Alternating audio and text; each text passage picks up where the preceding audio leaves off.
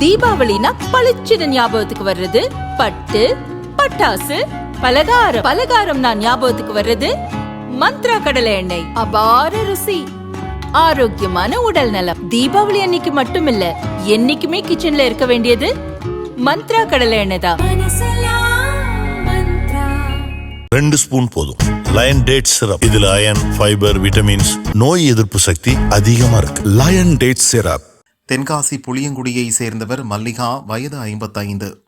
இவரது மகள் கீர்த்திகா, வயது 25. பார்வையற்ற மாற்றுத்திறனாளி. கீர்த்திகாவுக்கு 5 வயது இருக்கும் போதே தந்தை தவறிவிட்டார். தாயும் மகளும் புளியங்குடியில் உள்ள பாட்டி வீட்டில் வசித்து வந்தனர். திங்களன்று தென்காசியில் நடந்த கோர பஸ் விபத்தில் மல்லிகா இறந்தார். ஏற்கனவே தந்தை இழந்த நிலையில் தாயும் இறந்ததை கேள்விப்பட்டு கீர்த்திகா கதறினார். மாற்றுத்திறனாளியான நான் ஆதரவின்றி தவிக்கிறேன் என கண்ணீர் மல்க கூறினார். என்னோட பேர் கீர்த்திகா.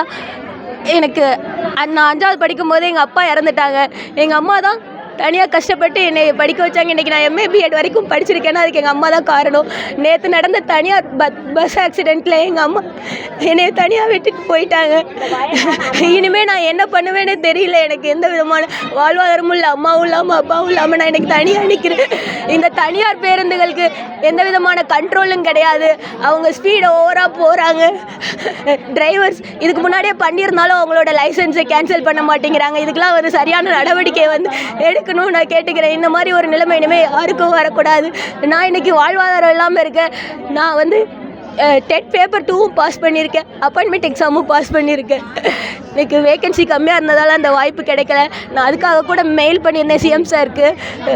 எனக்கு எப்படியாவது வேகன்சி இன்க்ரீஸ் பண்ணி கொடுங்க அப்படின்னு கேட்டிருக்கேன். எனக்கு சுத்தமாக 2 கண்ணிலையும் பார்வை கிடையாது.